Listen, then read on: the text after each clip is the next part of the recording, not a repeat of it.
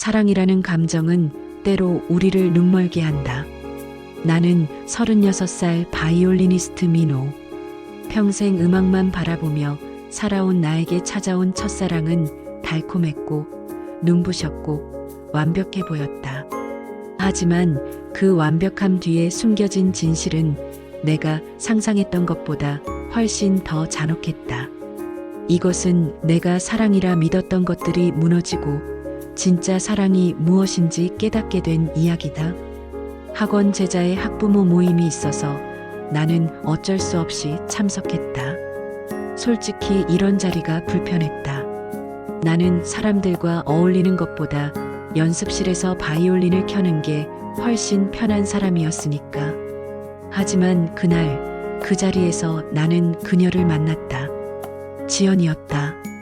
그녀는 카페 한쪽 구석에 앉아 있었는데 마치 그림 속에서 걸어 나온 사람 같았다. 연한 베이지색 코트에 단정하게 묶은 머리, 그리고 은은한 미소. 그녀가 말을 걸어왔을 때 나는 심장이 뛰는 걸 느꼈다. 선생님, 혹시 민호 선생님 맞으시죠? 제 조카가 선생님 수업 듣는데 정말 실력이 많이 늘었어요. 그녀의 목소리는 부드러웠고 말투는 우아했다. 나는 어색하게 웃으며 대답했다. 아, 감사합니다. 열심히 가르치고 있습니다. 선생님은 바이올리니스트시라고 들었어요. 멋있으시네요. 그녀는 나에 대해 이것저것 물었고 나는 평소답지 않게 말이 많아졌다. 내 음악 이야기, 학원 이야기, 심지어 어릴 적 꿈 이야기까지. 그녀는 내 말 하나하나에 진심으로 귀 기울여주는 것 같았다. 그렇게 우리는 2시간 넘게 이야기를 나눴다. 모임이 끝나고 집으로 돌아가는 길, 나는 계속 그녀 생각뿐이었다. 가슴이 두근거렸고 얼굴에서 미소가 떠나지 않았다. 이런 기분은 처음이었다. 나는 36살까지 단 한 번도 연애를 해본 적이 없었다. 음악에만 몰두하며 살아왔고 누나들은 늘 나를 걱정했다. 그날 저녁 나는 첫째 누나 민정에게 전화를 걸었다.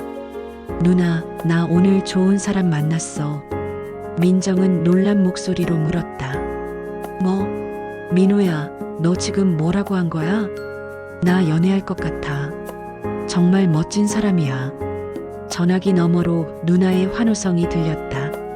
그리고 곧바로 둘째 누나 민서에게도 연락이 간 모양이었다. 그날 밤 우리 집은 난리가 났다. 부모님은 기뻐하셨고 누나들은 당장 그녀를 만나보고 싶어 했다. 나는 그런 가족들의 반응이 귀찮으면서도 기뻤다. 그래, 나도 이제 사랑을 하는구나. 그런 생각에 가슴이 벅찼다. 지연과 만나기 시작한 지 2달쯤 지났을 때 나는 점점 바빠졌다. 아니, 정확히 말하면 그녀와 보내는 시간이 늘어났다.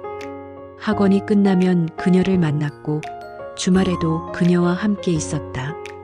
전화도 자주 왔다. 처음엔 그게 좋았다. 누군가 나를 필요로 한다는 게, 누군가 내 하루를 궁금해한다는 게 행복했다. 하지만 시간이 지나면서 뭔가 이상했다. 그녀는 자꾸 돈 이야기를 꺼냈다. 민호 씨, 요즘 사업이 좀 어려워서요. 혹시 여유 있으면 조금만 도와줄 수 있어요? 처음엔 작은 금액이었다. 100만 원, 200만 원. 나는 별 생각 없이 건넸다. 사랑하는 사람이 어렵다는데 도와주는 게 당연하다고 생각했으니까. 그런데 그 요구는 점점 잦아졌고 금액도 커졌다. 어느 날 첫째 누나 민정이 나를 불렀다. 민호야, 요즘 내가 좀 이상해. 전화도 잘 안 받고 얼굴도 어두워 보이고. 무슨 일 있어? 나는 괜찮다고 아무 일도 없다고 둘러댔다. 하지만 민정은 변호사답게 예리했다. 그 여자 때문이지? 민호야, 누나가 봤을 때 뭔가 수상해. 너무 급하게 다가온 것 같아. 누나, 그런 거 아니야. 지연이는 좋은 사람이야. 나는 화를 냈다. 내 사랑을 의심하는 게 싫었다. 민정은 더 이상 말하지 않았지만 그녀의 눈빛은 여전히 걱정으로 가득했다. 그리고 어느 날 나는 지연을 우리 집에 데려갔다. 가족들에게 정식으로 소개하기 위해서였다. 그날 지연은 정말 완벽했다. 우아한 원피스에 단정한 화장, 그리고 공손한 태도. 부모님은 그녀를 보자마자 좋아하셨다. 민호야, 참 좋은 사람 만났구나. 우리 아들 잘 부탁해요. 어머니는 지연의 손을 꼭 잡으며 말씀하셨다. 지연은 눈물까지 글썽이며 대답했다. 어머님, 민호 씨 정말 소중하게 생각해요. 제가 잘할게요. 그 모습을 보며 나는 안도했다. 역시 누나들의 걱정은 기우였어. 지연은 정말 좋은 사람이야. 하지만 마음 한구석에는 작은 불안이 자리 잡고 있었다. 그녀의 미소가 가끔 너무 완벽해 보였고 그 완벽함이 오히려 어색하게 느껴질 때가 있었다. 하지만 나는 그 불안을 애써 무시했다. 사랑하니까. 어느덧 시간이 흘러 상견례 날이 다가왔다. 나는 긴장됐지만 동시에 설렜다. 드디어 지연과 정식으로 가족이 되는 첫걸음을 내딛는 거니까. 상견례는 서울 시내의 한 고급 레스토랑에서 열렸다. 양가 부모님이 마주 앉았고 누나들도 함께했다. 지연은 그날도 완벽했다.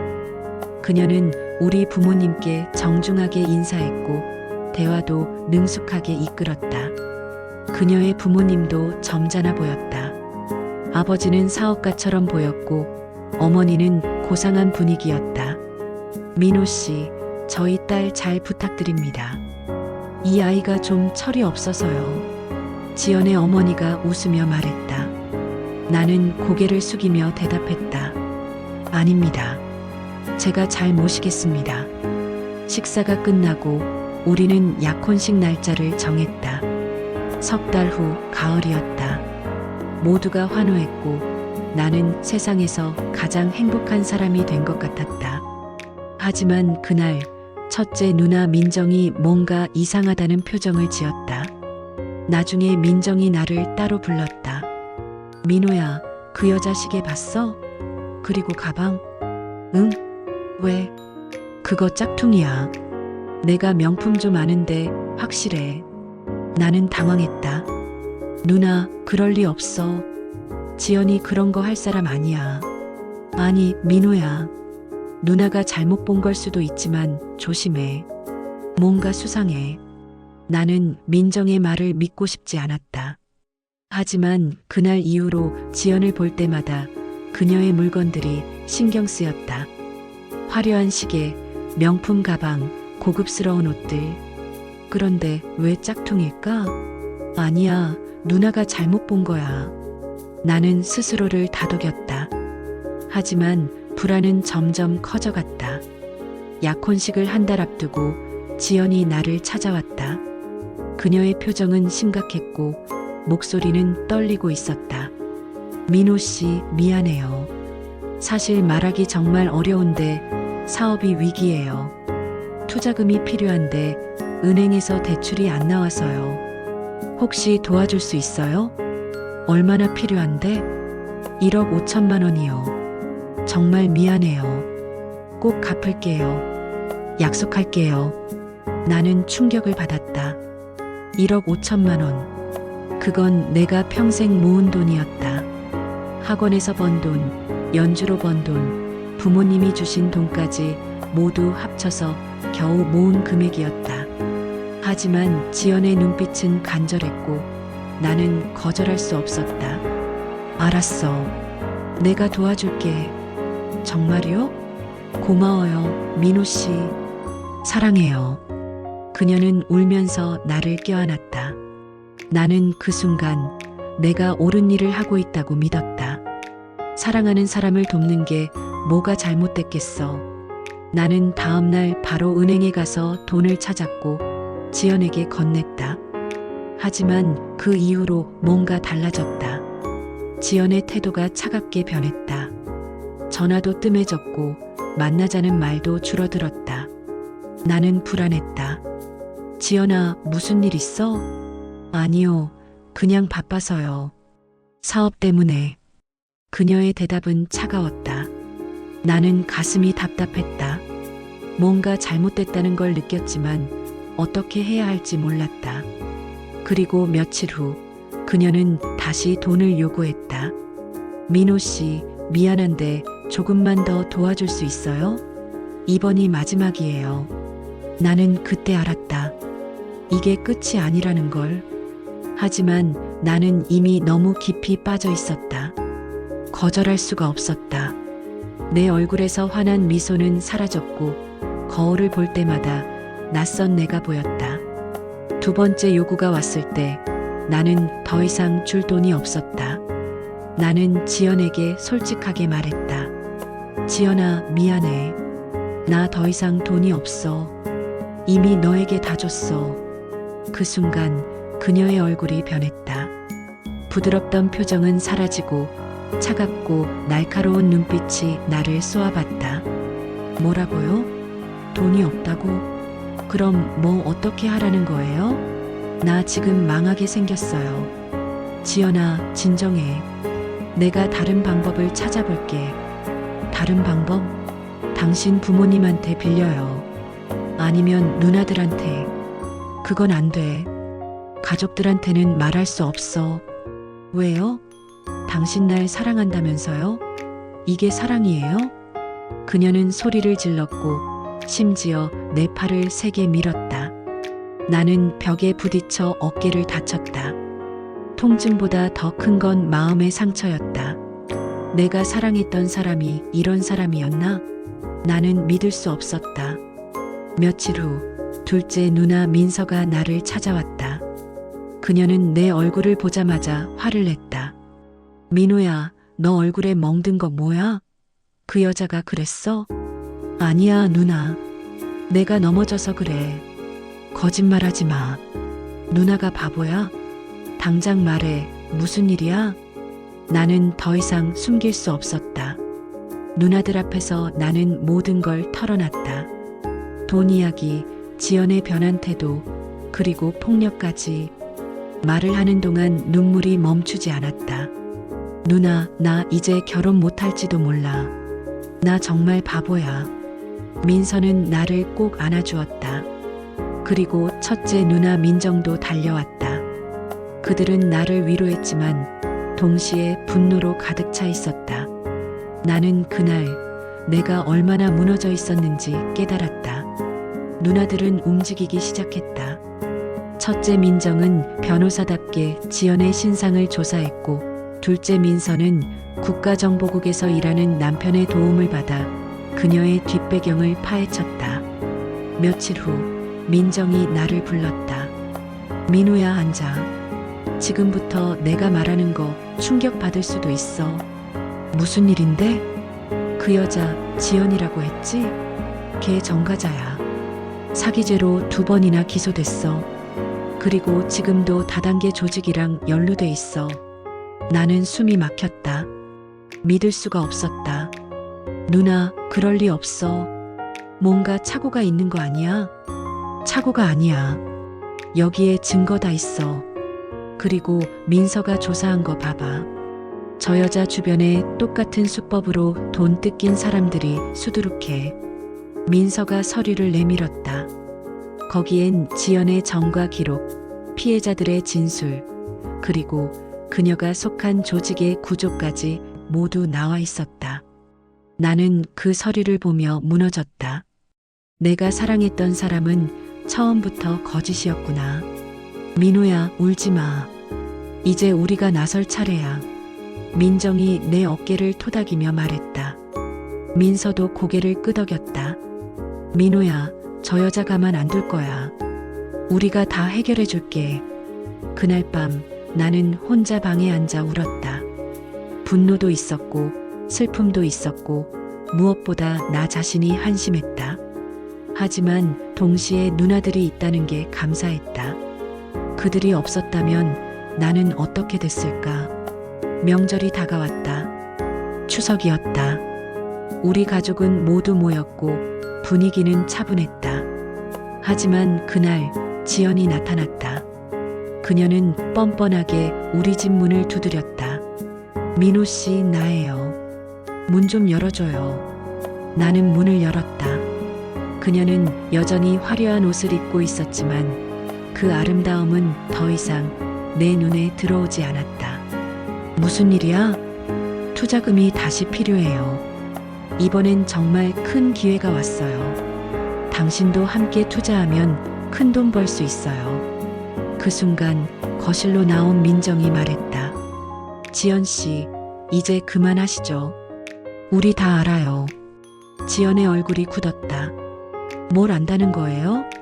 민정은 서류 뭉치를 내밀었다. 당신의 전과 기록, 다단계 조직 연루 사실, 그리고 다른 피해자들 진술까지 다 있어요. 지금 당장 경찰 신고할 수도 있어요. 지연은 당황했지만 곧 비웃었다. 증거가 뭐 어때서요? 민호 씨가 자발적으로 준 돈인데. 그때 민서가 나섰다. 자발적으로? 협박과 폭력으로 받아낸 돈이 자발적이라고? 우리 남편이 경찰이에요. 그리고 국가정보국 라인도 다 연결돼 있어요. 당신 조직까지 다 엮여 있다는 거 알죠? 그 순간 문이 열리고 경찰이 들어왔다. 민서의 남편이었다. 지연 씨 사기 및 공갈 혐의로 체포합니다. 지연은 수갑에 채워졌다. 그녀는 발버둥 쳤지만 소용없었다. 나는 그 모습을 보며 눈물을 흘렸다. 슬픔보다는 허무함이 더 컸다. 부모님은 충격을 받으셨지만 동시에 안도하셨다. 이제 끝났구나. 나는 그렇게 중얼거렸다. 재판은 빠르게 진행됐다. 민정이 변호를 맡았고 그녀는 철저하게 지연과 그녀의 조직을 무너뜨렸다. 지연은 징역 5년을 선고받았고 조직원들도 모두 처벌받았다. 나는 법정에서 그녀를 마지막으로 봤다. 그녀는 나를 보며 눈물을 흘렸지만 나는 더 이상 아무 감정도 느껴지지 않았다. 사건이 마무리되고 나는 천천히 일상으로 돌아왔다. 학원도 다시 나갔고 바이올린도 다시 켰다. 하지만 예전 같지 않았다. 음악을 켤 때마다 가슴이 먹먹했고 무대에 서는 게 두려웠다. 그런 나를 가족들이 감싸줬다. 설날이 되었다. 우리 가족은 모두 모여 식탁에 앉았다. 어머니가 준비하신 음식들이 가득했고 아버지는 조용히 술을 드셨다. 민정과 민서도 옆에 앉아 웃고 있었다. 민호야, 이제 괜찮아? 민정이 물었다. 나는 고개를 끄덕였다. 응, 괜찮아. 누나들 덕분이야. 우리가 뭘? 너 우리 동생인데 당연한 거지. 민서가 웃으며 말했다. 나는 그 순간 진짜 사랑이 뭔지 알았다. 사랑은 화려한 말이나 완벽한 모습이 아니었다. 사랑은 힘들 때 곁에 있어주고 무너질 때 붙잡아주는 거였다. 식사가 끝나고 나는 바이올린을 꺼냈다. 가족들 앞에서 연주를 시작했다. 음악은 슬프지만 따뜻했다. 나는 연주하며 눈물을 흘렸다. 슬픔도 있었고 감사함도 있었고 희망도 있었다. 가족들도 조용히 들어주었다. 연주가 끝나고 어머니가 말씀하셨다. 민호야, 앞으로 좋은 일만 있을 거야. 우리가 있잖아. 나는 고개를 끄덕였다. 그래, 나에겐 가족이 있었다. 그게 가장 큰 행운이었다. 배신은 깊은 상처를 남기지만 상처를 막아주는 건 언제나 가족이었다. 나는 사랑이라는 이름으로 속았고 모든 걸 잃을 뻔했다. 하지만 끝에서 나를 구한 건 진짜 사랑, 가족의 사랑이었다. 결국 피는 물보다 진했고 그 어떤 거짓도 진실을 이길 수는 없었다. 나는 다시 일어섰고 이제 진짜 삶을 살아갈 준비가 됐다.